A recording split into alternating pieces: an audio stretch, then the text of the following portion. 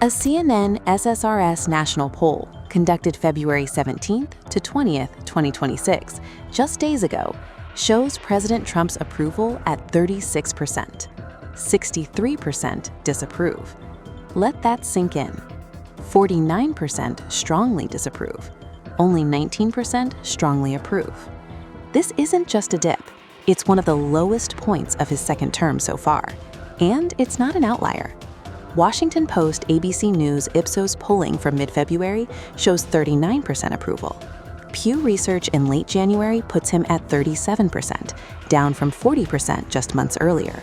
Aggregated averages from analysts like Nate Silver and outlets like The Economist and Real Clear Politics show net approval deeply negative, between -14 and -20. This is a trend. And the drop is broad. After his 2025 inauguration, Trump enjoyed a honeymoon, approval briefly touching the high 40s, even low 50s. But 1 year later, that support has eroded fast. Latino support has fallen 19 points, from 41% to just 22%. Voters ages 35 to 49, down 19 points. Young voters 18 to 34, down 16 points. Independents now at just 26% approval, down 15 points. Men, down 14. White voters, down 10.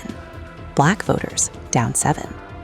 Republicans still overwhelmingly support him, 82%, but even there, strong approval has softened. This isn't one group drifting away, it's multiple coalitions shifting at the same time. So what's driving it? The economy.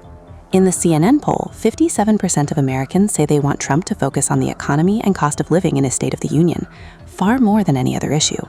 Only about 32% approve of his handling of inflation in the economy. Prices remain high. Tariffs are widely blamed for cost increases, and many voters say conditions have either worsened or simply haven't improved enough. What was once his strongest issue is now his biggest liability. Then there's perception.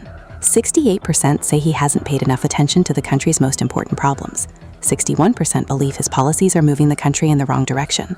In other polls, majority say the administration has overreached its authority and that his actions have been worse than expected. And immigration, once a political winner, is now more complicated. Aggressive enforcement and deportation policies have generated backlash, particularly among Latino voters. Support for strict policies exist, but many Americans say the approach is going too far. This matters because of what's coming next. November 8th, 2026, the midterm elections. Historically, when a president sits below 40% approval heading into midterms, their party faces heavy losses. In 2010, Democrats lost 63 House seats under Obama. In 2018, Republicans lost 40 under Trump. Right now, Republicans control both the House and Senate. But with independents at 26% approval and younger and Latino voters peeling away, competitive districts become much harder to hold. If approval stays in the mid to high 30s through summer and fall, analysts expect potential House losses in the range of 20 to 40 seats or more. And the Senate map, especially in states decided by narrow margins in 2024, could become competitive again. Trump has dismissed these numbers as fake polls, and it's true, his core base remains loyal. Older, white, non-college voters continue to back him strongly. But what the data shows isn't just disapproval, it's intensity. Strong disapproval is near record highs. This isn't soft support slipping, it's voters hardening their views. 1 year into a second term, the country appears to be reassessing economic perception, priorities, style, impact.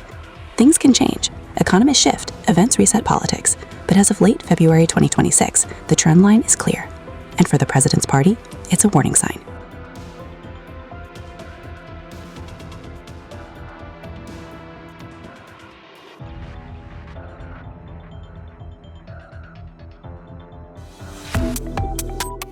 Subscribe to One India and never miss an update. Download the One India app now.